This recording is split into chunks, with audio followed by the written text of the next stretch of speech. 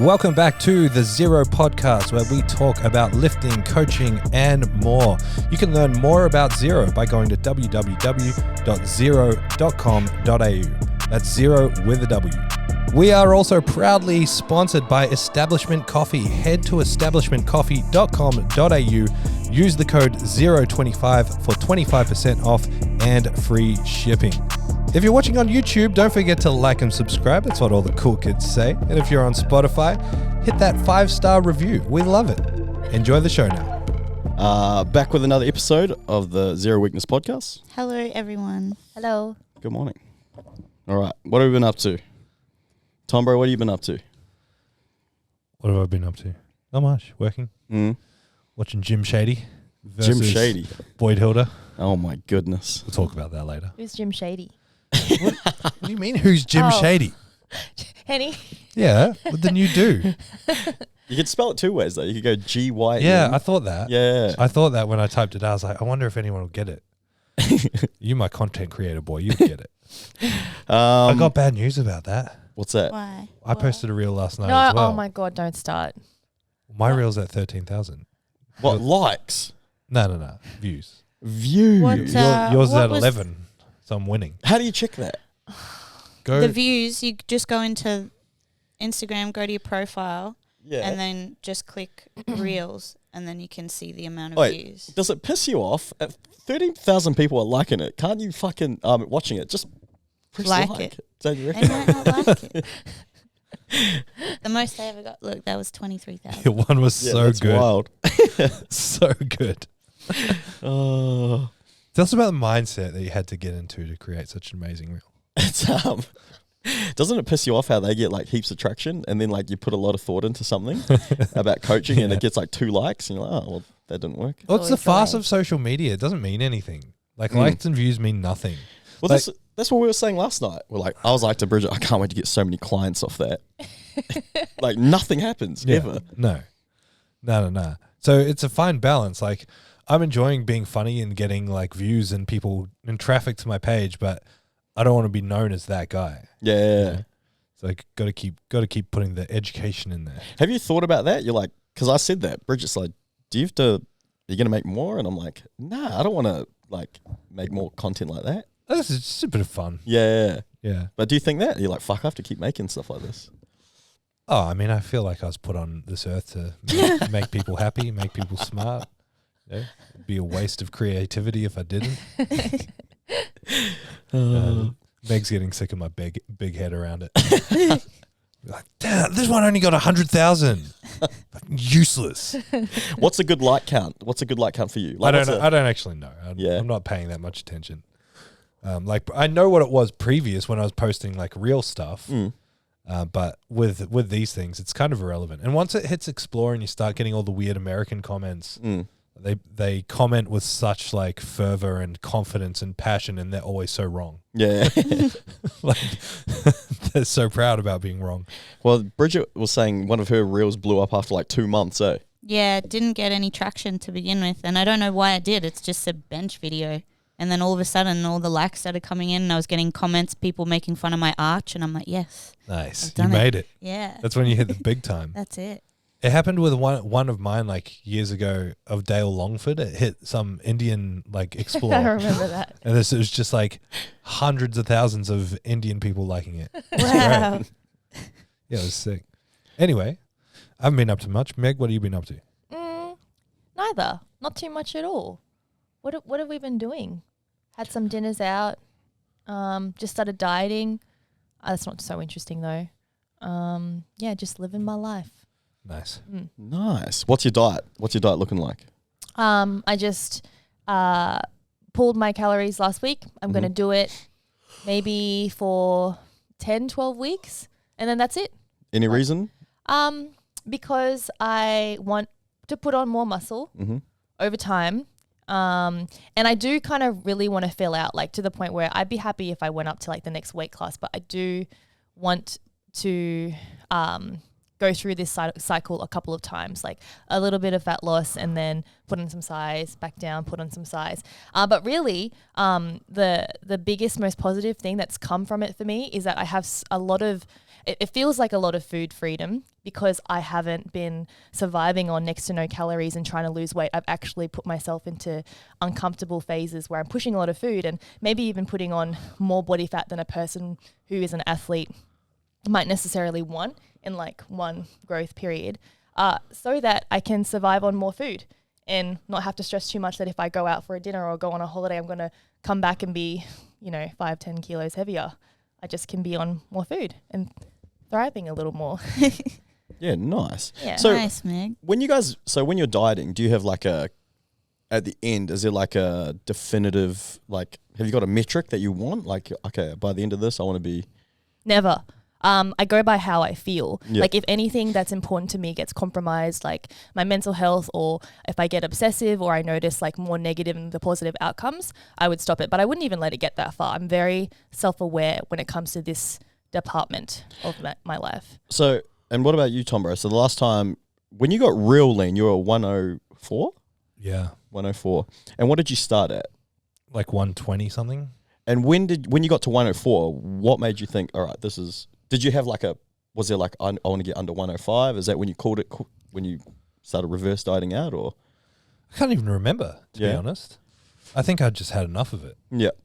It's just, and I was probably getting into like dangerous mental territory in terms of like thinking I was still really fat, not appreciating where I was. So I think it was just the right time. Yeah, right. And just life stuff as well. I think it was just at a point where it's like there was lots of travel and lots of disruption. It was hard to hold routine, and it's just like, yeah, I'll let it go for a little while.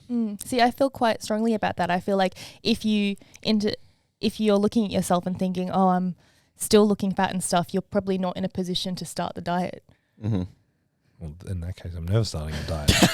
You just got to work on nurturing that part. The dysmorphia be dysmorphia, as James famously said. Right, Bridget, what have you been up to? Just trying to get back into a routine, trying to train more, trying to eat more. Christmas cup. Yeah, that's what I'm aiming for. We'll see how we go. But yeah, just finding some consistency with everything again. And then, supporting this one on the weekend, but I'm sure he'll talk about that later. But yeah, I haven't been up to much. Just like you guys, just living. James. What have I been up to? Not a lot. So quotes. It went that well, hey? No, I competed at the weekend at Queensland States. My first Queensland State titles. So I really wanted to do it. I wanted to do it last year, but I had broken ribs, so I couldn't do it last year. So I got there this time, which is good. Did I tell you I entered Opens? Yep. Yeah, so I wanted to enter Opens, which is cool. I was the oldest in the division. I thought that was pretty cool. That is cool. Especially in like a sport with such like a... Actually, no, I shouldn't even be saying that because I don't actually feel old. But yeah, so yeah, I competed in my opening match. I actually started off really well. Yeah, I got the takedown. I felt like I was winning. I should have won. It looked like I should have won as well. And then I just got caught right at the end and tapped pretty early. Tom, bro, you saw it. Gid, you saw it. Yeah, you always snapped your shoulder off. Yeah. He just grabbed you and like did a fucking crocodile death roll on your shoulder. It was so quick too. I knew straight away. I was like, fuck, I'm going to have to tap straight away. Oh my gosh. So you said you verbally tapped, right? Yeah. What does that mean? Say tap, right? Yeah, just say tap. Yeah. Because I was still trying to get out of it, and so I like tried to slip my leg over, couldn't. It was in deeper, and it was like kind of too late for me to tap. When you say that, are the competitors pretty good at just letting go? Yep. Yeah, for sure. In competition, like I don't know about like you never actually really want to hurt someone. Yeah. Like intentionally. Like he was real cool. Like I bet you do now. But yeah, you never really want to intentionally hurt someone, and I don't know, it's fun. Is that move a done deal? Like if you get caught in a Kimura, that's it? And your ancestors invented it, so you should know better than me. No. It's actually, I was just explaining it to the other day. It's actually quite easy to defend, but I just did a poor job of defending it. Okay. Yeah, so it's kind of it's a shitty way to go out. What's the lesson learned for you? I go out the gate too hot, eh? Yeah, I'm very aggressive right from the get-go. I need to just slow it down a little bit. I don't know. Does it look like that when you watch? You're like, yeah, he's a little aggressive. Yes. Yeah. Bridget said it straight away. She's like, you get too cocky too quickly. And like, I was trying to. I didn't feel that way when you guys were standing up, but Mhm. once you got on the ground, it felt like you were rushing a bit. Yeah, I was 1,000%.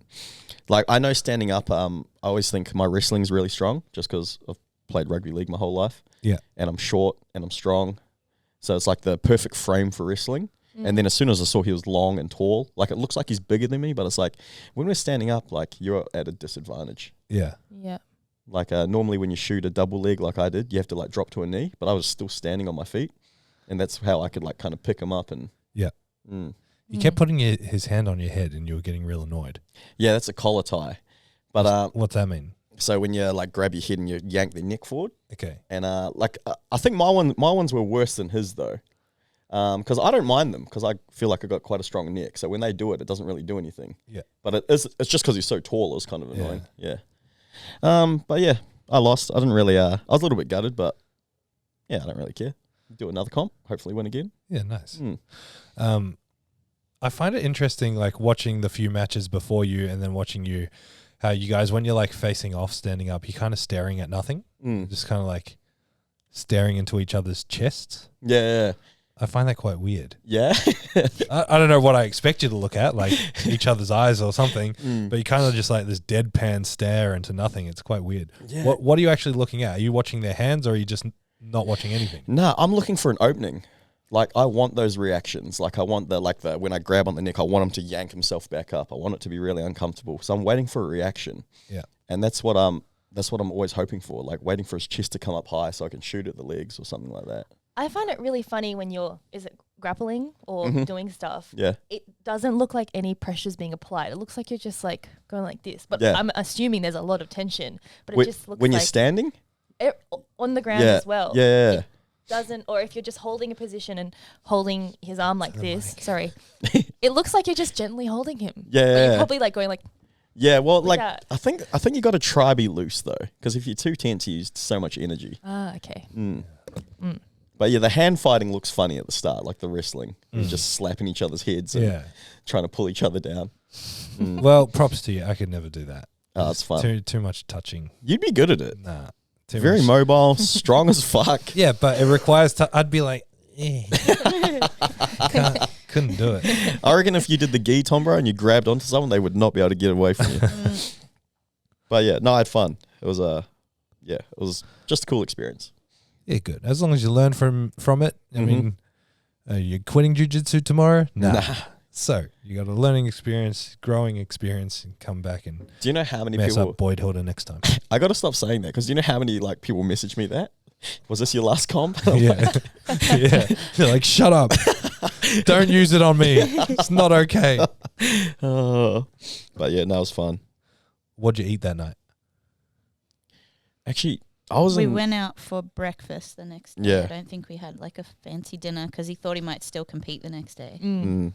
So we had a We Broadbeach went noodle. to- Oh, yeah, we had noodle. a raw beach noodle for dinner. Yum. And then went to Tart Beach House for breakfast. Nice. Thomas said he wants KFC if he makes it to Strength Quest. Yeah, fuck yeah. That's That so was I'm our not original gonna make plan. I reckon. Oh yeah, how you feeling about it? Not good. Nah. No, I hurt myself on Friday. I've got a shot in each hip tomorrow. Mm-hmm. So if I do that and can squat on Monday, maybe. Mm-hmm. But I couldn't squat this Monday. I got to 260 and did like a quarter rep and then got annoyed. So I got under it and did a full rep, but man, it hurt. What is it? Is it hip pain or is it back pain?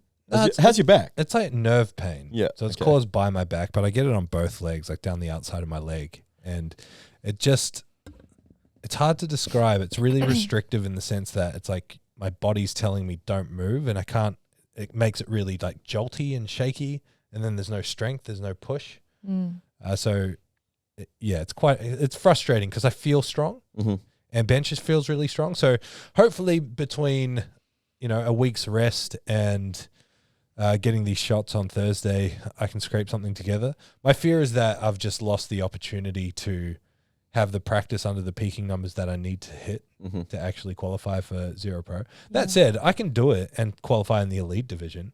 Well, But I didn't really want to do that. That's what I was thinking. Why wouldn't you? Even if it's just... I feel like you've had such a good base of strength for such a long Mm. time. You don't really.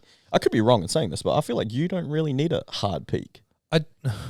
I used to believe that, but like I haven't done SBD for so long and not raw, and my body, like my hips have gone significantly backwards, and it's just not the same. Mm-hmm. But you had so many volume PBs like a month ago that you've never hit before in training. That's got to mean something. There's a big difference between 240 and 340 though.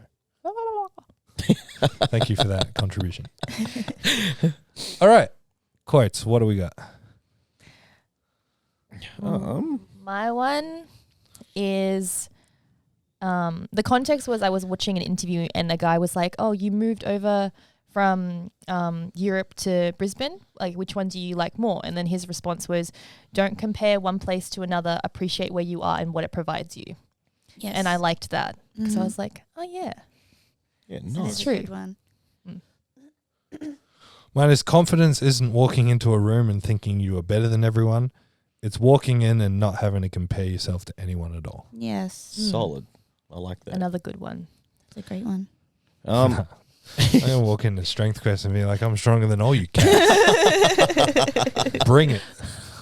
No, I'll probably hobble into Strength Quest and be like, I'll do the table, guys. Mine's from, I listen to this podcast every now and again called Mindset King. Mm-hmm. And it's Oh, Andrew Tate. not Hendry. Right. But this guy got his black belt in, I think, under 4 years. Fire And he's out. an Australian dude. And yeah, he's the fucking man. So 4 years ago, he's a no one. And he said like recent matches was of the a best no people one. in the world. How old is he? 26. Wow. Yeah, he's a monster. So 99% of experience is how you relate to what has happened. Most people believe a minor inconvenience is a tragedy and are therefore distraught when they happen, when it happens. No, it isn't life or death that your old mate called you X, or that your latte wasn't just right, or you lost a match. In the same breath, that critique could be valid for your change and development. The coffee can teach you to ease expectations that things don't have to be perfect. The loss always provides fertile grounds for growth. Things are only tragic if you say they are. Love that. Mm-hmm. That's awesome. Yeah. What's his name? Josh Saunders. Josh Saunders. That was a good one. Josh Saunders. Bro, he kind of reminds me of you, like the way he talks, he's really articulate. HPU coach, yeah, that guy. Where's he based? Sydney, Western Sydney. Josh Saunders. I'm pretty sure he used to be a powerlifter too. I was going to say the name's familiar. He's pretty jacked. Yeah, I'm pretty sure he was a powerlifter. He's been on Angus Bradley's podcast before. That's how I found out about him. Okay. Mm. Let's see if he's got an open powerlifting. While I do that, Bridget, what's your quote? I don't think I've said this one before. I was going to say it on the podcast like a month ago, so if I have already, I'm sorry. But it's don't climb mountains so that people can see you. Climb mountains so that you can see the world. Yeah, So nice. basically, don't just do everything for clout. Love it. Nice. I don't think you've said that one. Yeah, I was going to. I couldn't remember if I did or not. Mm. Don't think so. Nice. All right. And what are we grateful for? It's good. I'm grateful, again, I know I say this all the time, but I'm grateful for my apartment. It's been freezing cold lately and my apartment just stays so warm. Yeah. So, yeah, I've still like run the fan every night. Yeah, I'm grateful for we house sit my old housemate's house last week and looked after their dog, Yeah. and the heaters didn't work. It was very cold. And it was very cold. That's good. So yeah, I'm grateful for a house as well. The Mhm. heating Mhm. heating systems. Even without the heating system on, it's Helps just us. warm all the Mm. time. Not in there.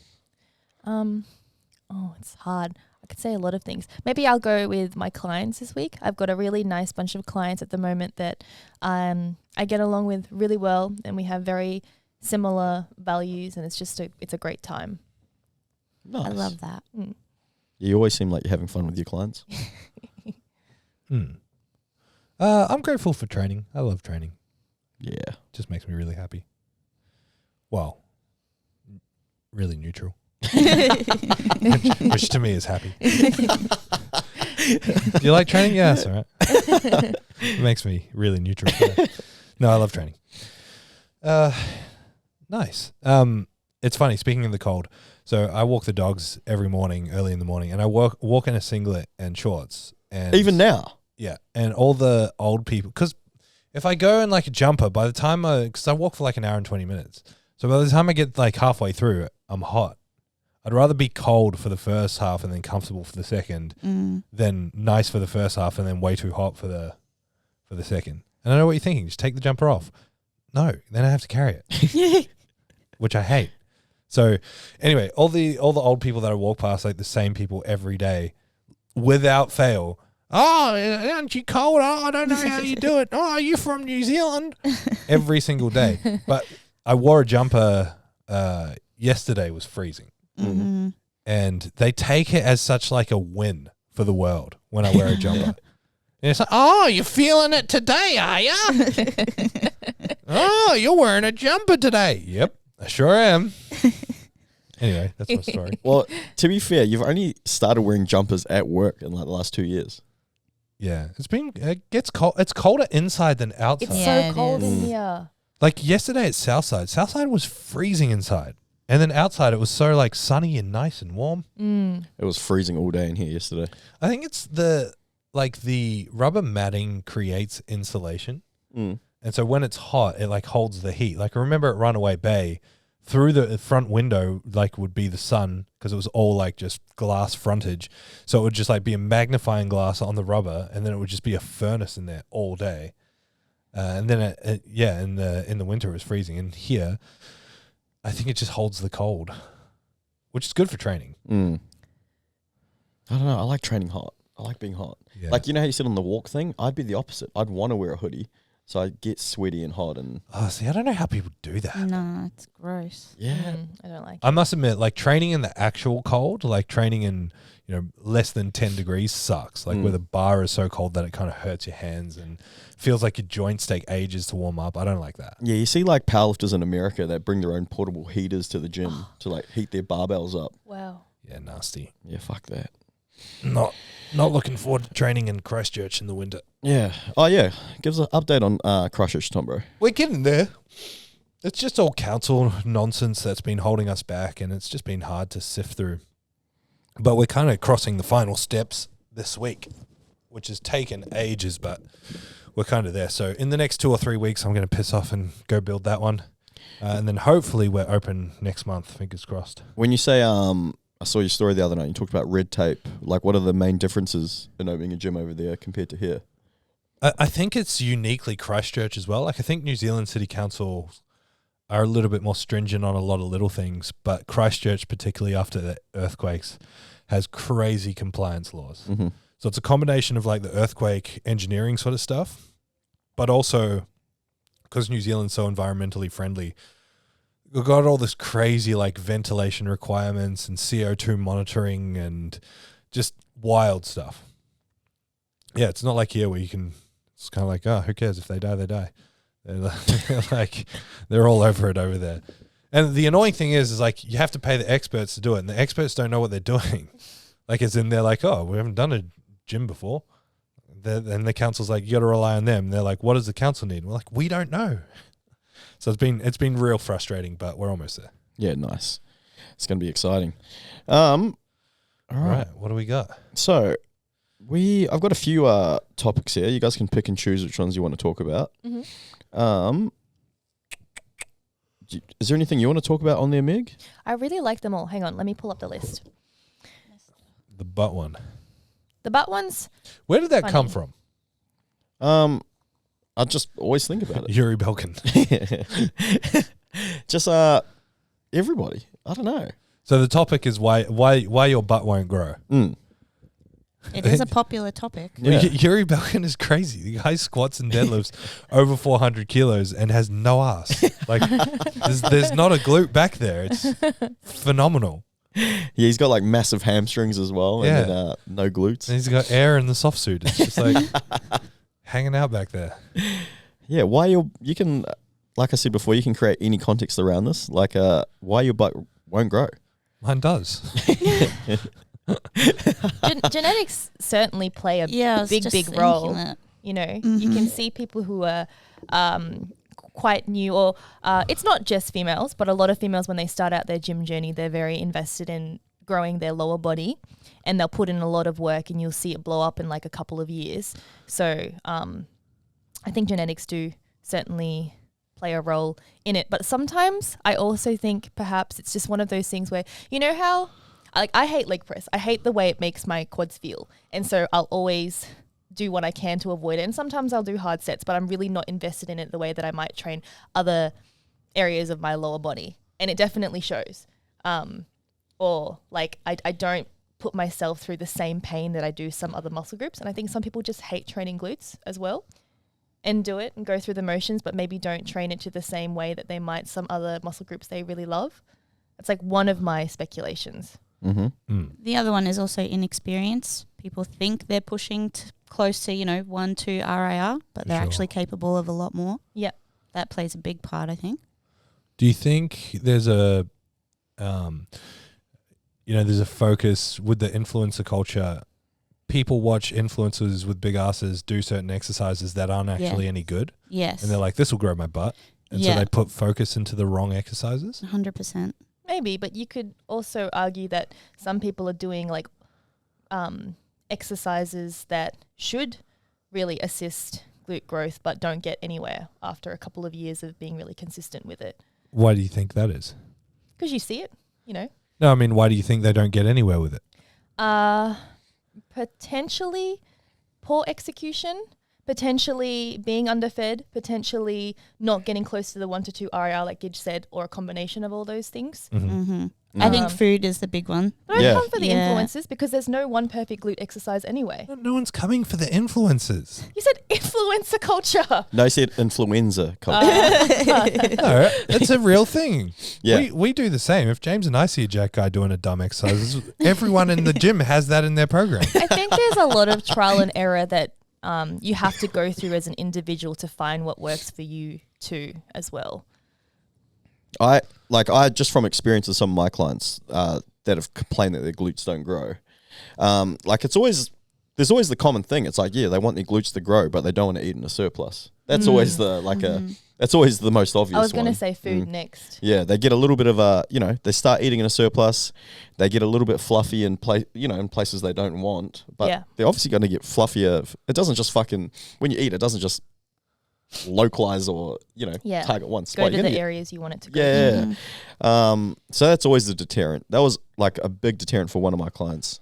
She'd always complained that her she couldn't grow her glutes, but it was it was just a food thing. It's like, well, look, if you want to grow, you gotta eat. Impatience is the other one. People expect immediate results and it just doesn't happen that way, and you're going to fluctuate as well. Sometimes you're going to be bigger, sometimes your glute's going to be bigger. You'll go through a phase of being sick like I did. You'll lose weight. Then you have to start again. It's just how it goes. I'm going to be a little bit nerdy and say exercise execution plays a big role in this. Like if I'm looking at a broader perspective, and there's lots of people that'll do all the right exercises in terms of their squats and their RDLs and their hip thrusts and everything like that.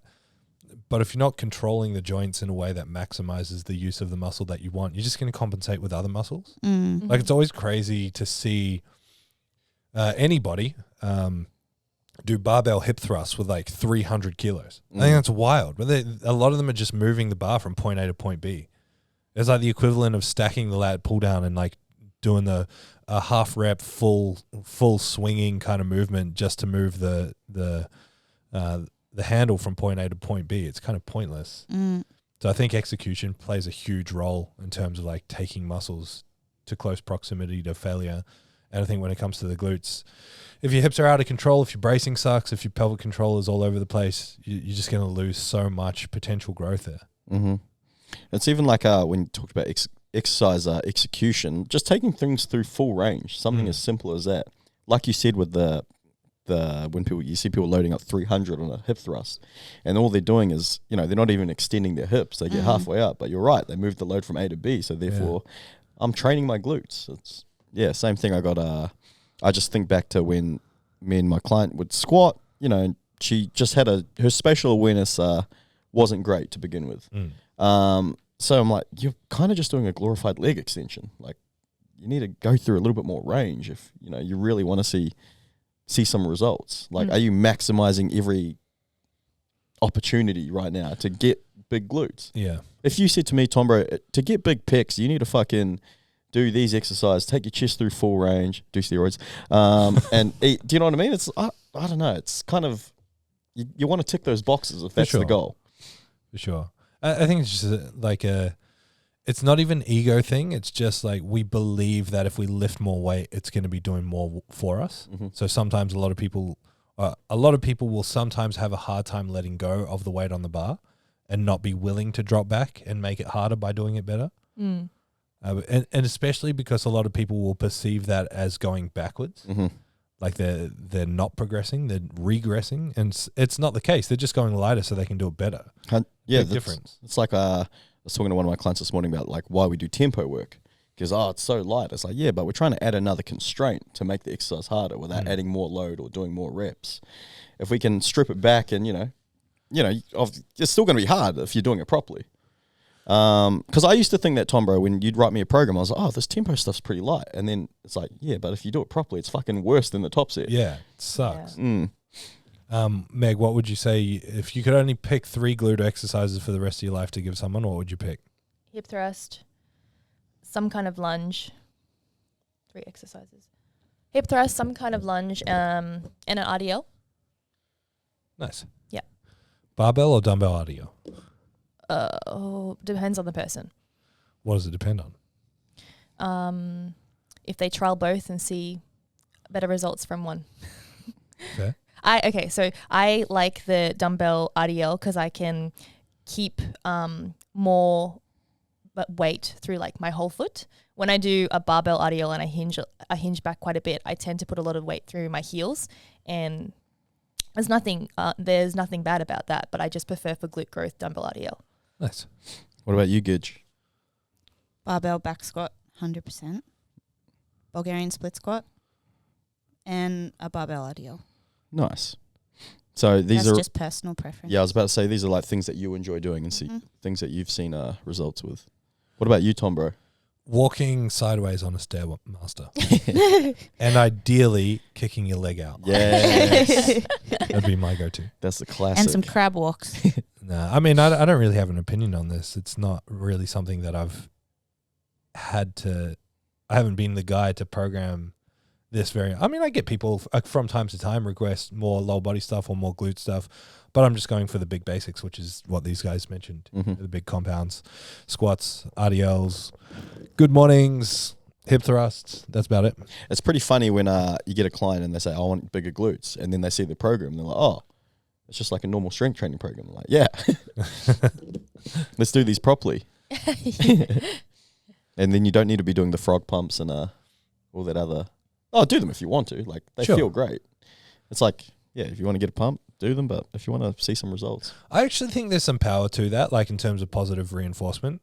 Like, let's say you do a bunch of RDLs and squats and you don't feel like your glutes are juicy, and then you do some silly frog pump thingies and then you feel your glutes are juicy. It's going to give you that reinforcement to come back and do the session again and again and again. And so the big things can do their job. The little things can keep your mind engaged. I don't think there's anything wrong with that. Do you think there's any merit to doing it before you start your session? Probably not. You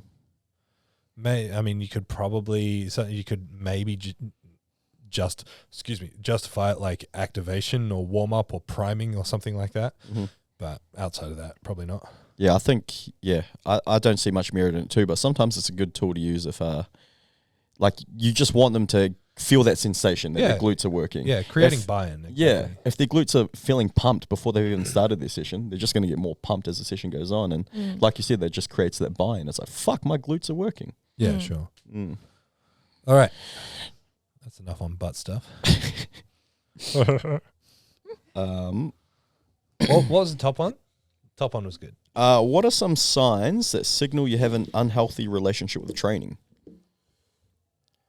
What do you reckon? Someone. Unhealthy. We probably all, in this room, have a small amount of that, toxicity. Speak for yourself. Toxicity. Don't speak for me. But as an example, if we're about to go away, we go to Bali or go to America, and we're like, shit, like Got to where- train where really hard before we go. where are we going to train when we're Yeah. there or something? And for the most part, like 75, 80%, it's all with good intentions. I'm pretty sure James was looking up the cheapest smokes, and I'm pretty sure we were looking up the best barbecue. So I don't know what you're talking about. I'm just saying, like, how unhealthy are we talking, like extremes, or how to nurture a completely neutral relationship with training? Like, I don't know if that even exists. Well, I'll give you an example of a bad one that I've had one time. Would have been like 2013 or 2014, and I ate 14 Krispy Kreme donuts at work. So then straight away after work, I never trained in the afternoon either. I went and trained for like 2.5 hours. Like, to burn it off. Yeah. Like, that's so dumb. Yeah, I think those are the kind of signs that are really speaking to like, I have to work this off, Yeah. or I've done this, therefore I have to train to compensate, because that's just not how it works. That's probably more an unhealthy relationship with body image, not training. Yeah. Oh, yeah. Definitely. Combination of both. But the training, I guess, is something you use to help Yeah. enable it. Or one that comes to mind is changing the training, like over exercising to compensate for food, but also maybe banking calories or eating less in anticipation for something. It's something I've changed my mind on a lot in the last few years. I do this every day. I really disagree with it. I think you should just eat as normal, even if you have a big meal coming up. Nah. You're not like me and Benny. Me and Benny know we're going to eat like 17 people's meals in one sitting, so we're happy to fast for 2 days. That's me too. Balances out. No, I agree with what you're saying in concept, just not for myself. Yeah, okay. And I actually, I want to go back to the traveling thing, because I think that is actually an important point. Like, when we, as in like us for travel, we like training, so we're going to make it a priority.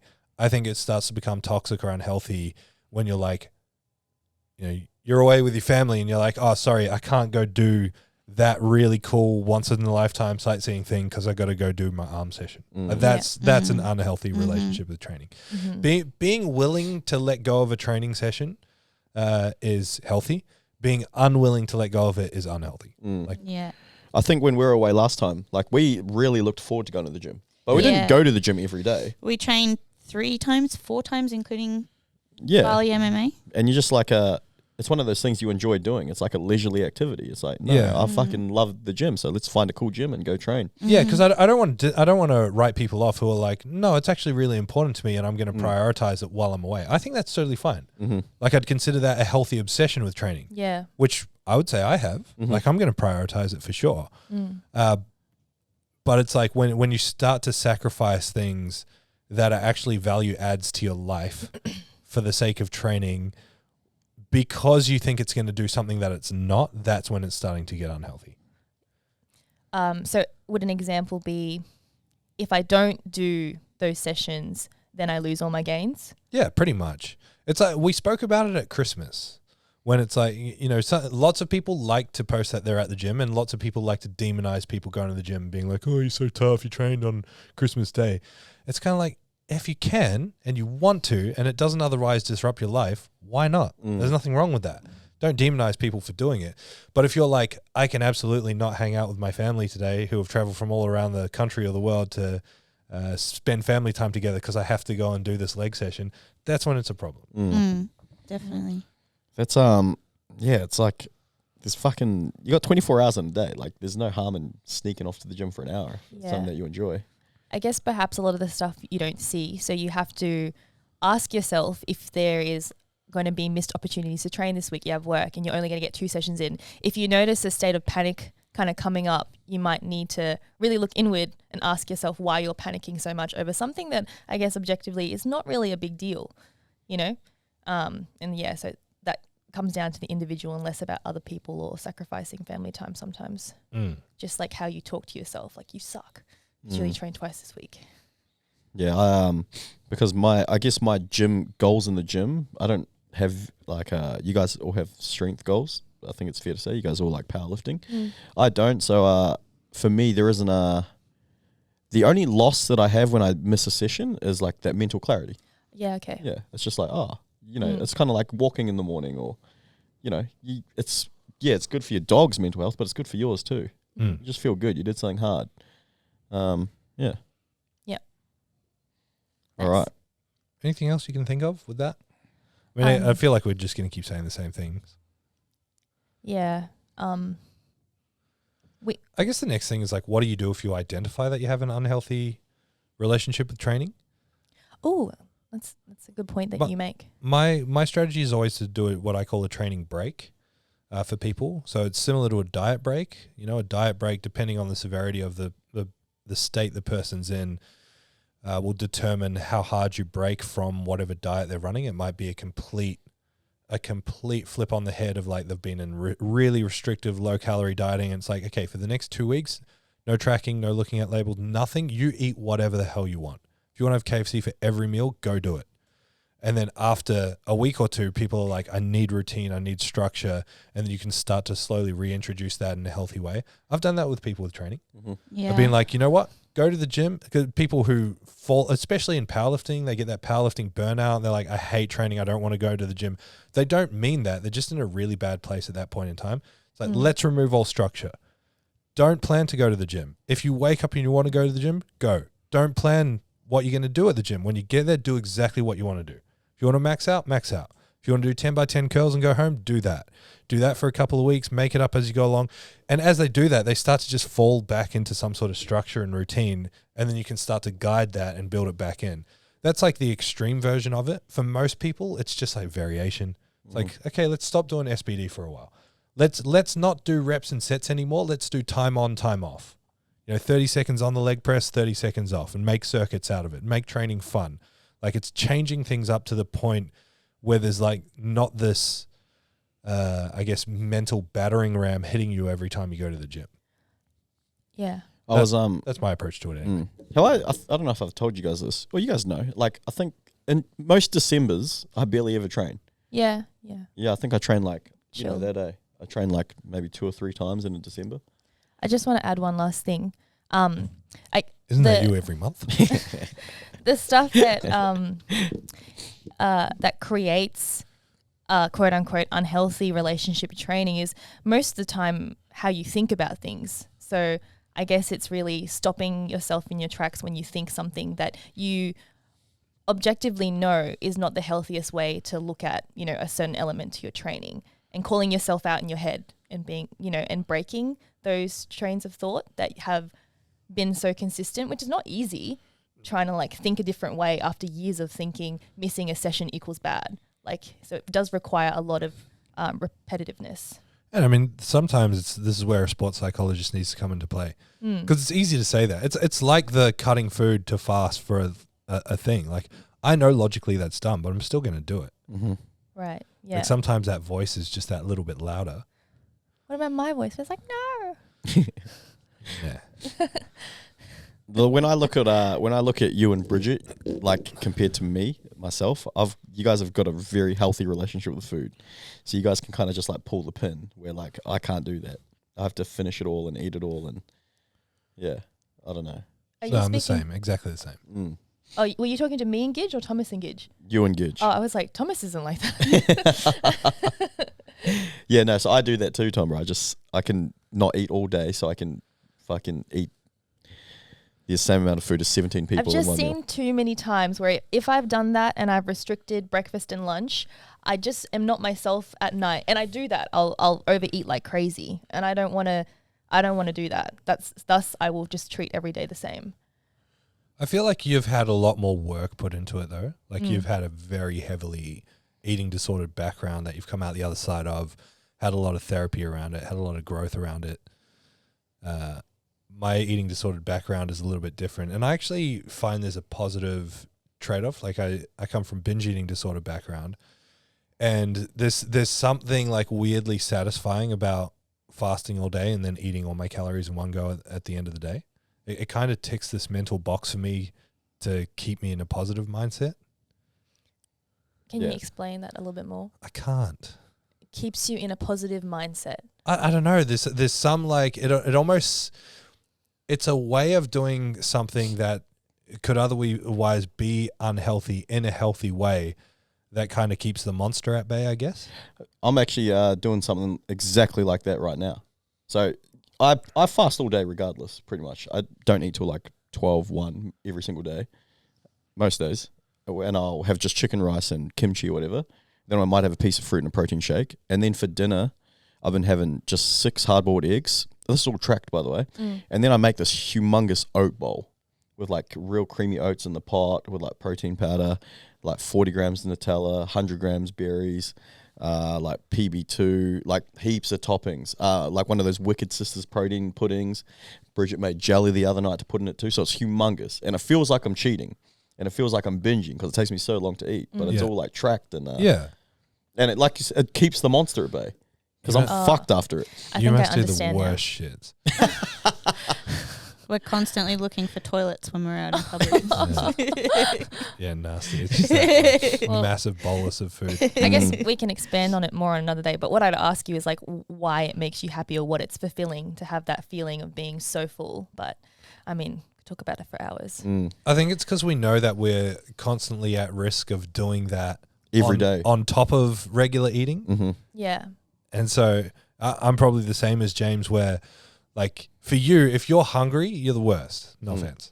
You know, like if you're hungry, it genuinely affects you in all aspects of life. Where if we're hungry, it doesn't make a difference. I'm happy to sit here and be starving. Yeah. And I'll complain that I'm starving, but it won't impact anything. Yeah. I'll still train fine. I'll still work fine. Totally fine. I'm happy to be hungry.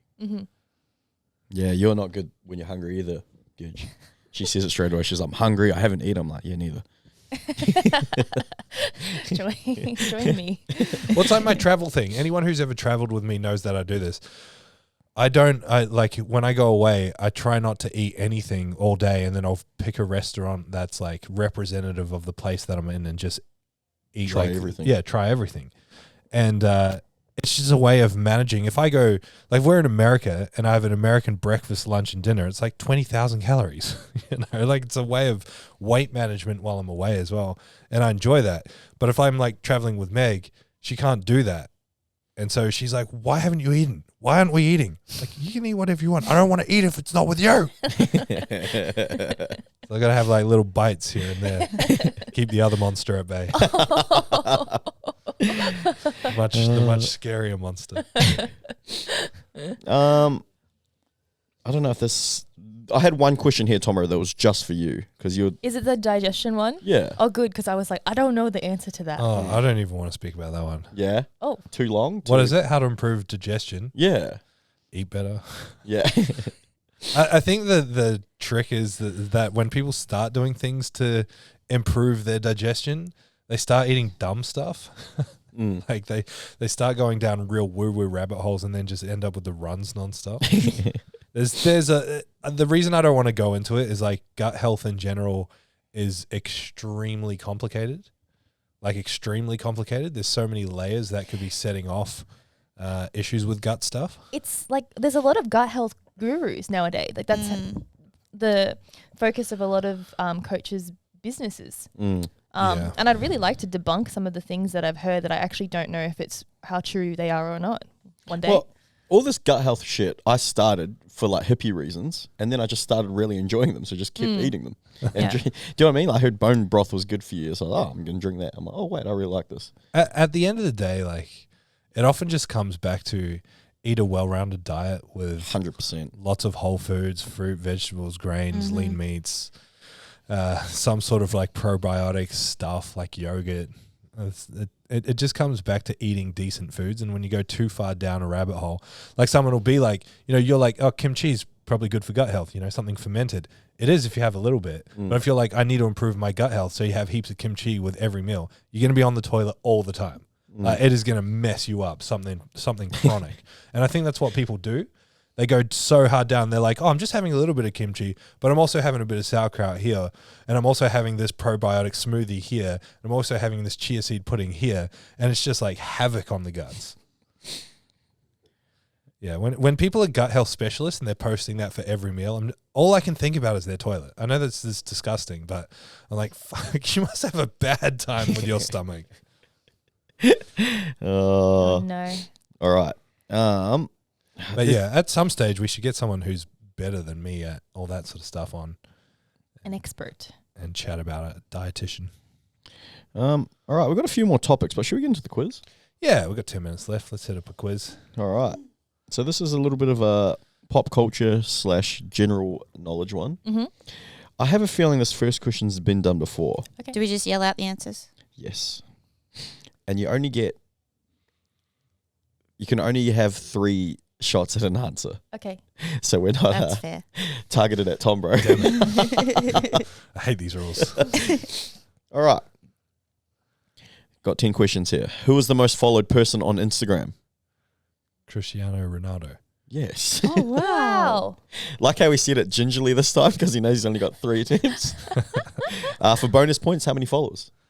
Oh, I don't know. It'd be like, I thought it was Selena Gomez or do something. people have billions? No. It would be I would like have said one of the Kardashians. but- 800 million or something. 100 millions. That's what they're in. 100 millions. Yeah, he's on. He's got 500 million followers. Jesus. Oh, that's half a billion. Wow. So you know because he's playing football in Iran. What's that? Iran. That's 1/16 of the planet. Yeah. Yeah. Oh, Is he Wow. playing football in Iran or Saudi Arabia? Saudi, right? Saudi. Saudi, yeah. You know they like changed the laws so his partner could. Yeah. That's crazy. Yeah. Crazy. That's the influence this guy has. Wow. All right. In 2022, who was the highest paid actor according to Forbes? Give us a clue. No. Highest paid actor according to Forbes. Actor, as in it's a male? Yep. There's your clue. 2022. I have no idea. I have no idea either. The Rock? Yes. Oh, wow. There you go. Tom, bro, 2-0. Wow. You Only girls, because he's churning out like a movie a week. yeah. Yeah. Nuts. Hardest natty actor in Hollywood. So natty. He's actually such an impressive human being. Yeah. How old is he? 51, 52? 50 something. Speaking of impressive human beings, you guys need to watch Fuck That's Delicious with Joe Rogan. So Action Yeah. Bronson, they've got a series at the moment on Okay. YouTube. And Joe Rogan and Action Bronson are training together. And Joe Rogan is He's- in oh my fucking God. incredible shape. Yeah. He's got my dream physique and he's fucking 55, 56. Yeah, it's insane. Yeah.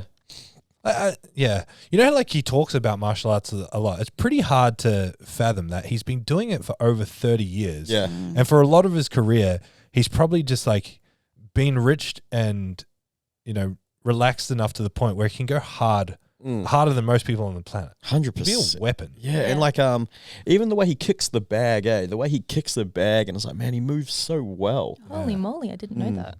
He's very impressive. Did I ever tell you or post that I saw Action Bronson training at Muscle Beach? No. Yeah. Wow. Yeah, so I didn't know who it was. So my brother and I got a photo together at Muscle Beach when we went a couple of years ago. And I saw someone training there, and this guy was real big, and he had all these logos on his shirt and stuff. And I'm like, I want to look this guy up and see if he's famous. And he was just training with like a fat, sloppy looking dude. And I looked him up. I'm like, the fat, sloppy looking dude is Action Bronson. Yeah. He was like 2 meters away from us, and we're like, Yeah. who cares? You guys need to watch. You guys will love his stuff. I actually Do you thought not it watch was his Joseph Whittaker. stuff? Do you guys ever watch his show, Nah. his channel? It's so Action good. Bronson. You guys. Oh, will, you would love You it. guys would love it. Yeah. He's like into really like fine food, but then he's also into like just burgers. Why, and, like, why would I love it? Meg would like that. Nah, you would love him. It's really good, but then he also loves like a lot of junk food. It's just I like his music. Yeah. So some of the places Name you guys. one song, Thomas. The one that's like your titties are all saggy in your early 20s, 30s. Was he talking about himself? James. But yeah, you guys need to watch him on YouTube. You guys Okay. will love him. Okay. What movie won the first ever Oscar for Best Animated Film? Toy Story. No.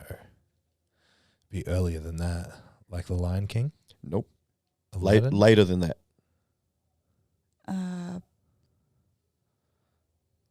Earlier than Toy Story. No, it's later. Later than Toy Story. Mhm. Monsters, Finding Inc? Nemo. What'd you say? Finding Nemo. I said Up. Nope. Meg's in Monsters, Inc. Nope. Animated. I'll let you guys have a few more. You guys don't even get through for this one. But- Despicable Me. No way. You guys are missing fucking. When you guys hear it, you guys are gonna be like, Frozen. Avatar. Nope.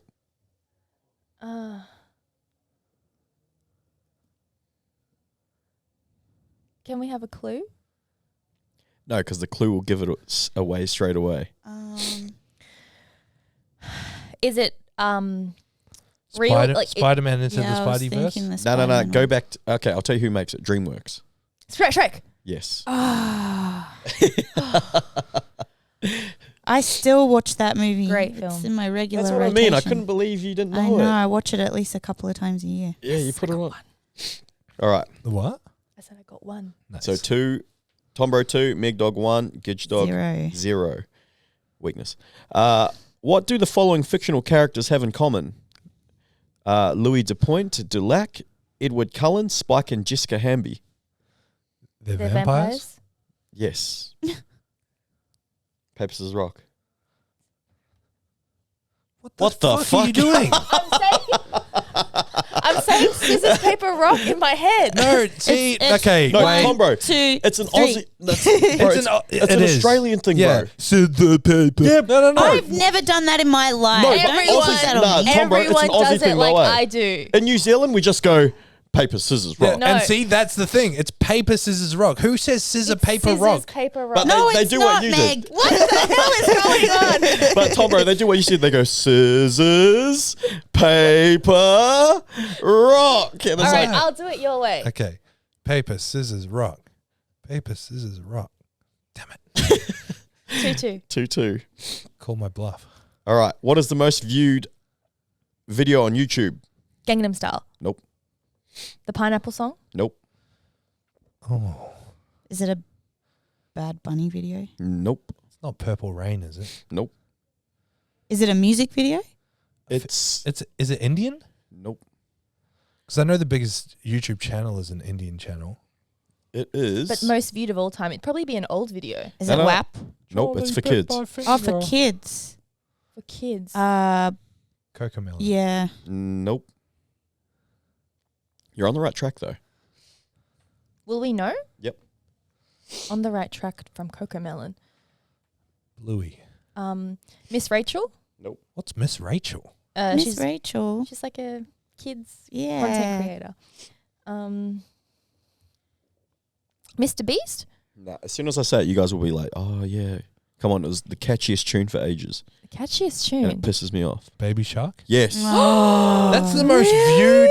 Yep. No way. Uh-huh. wow. Oh my god. 14.1 billion views. What the Because hell? do you know what I think it is? Do you know how many parents would just have that on loop? They'd be Yeah. replaying that video Yeah. for kids. Wow.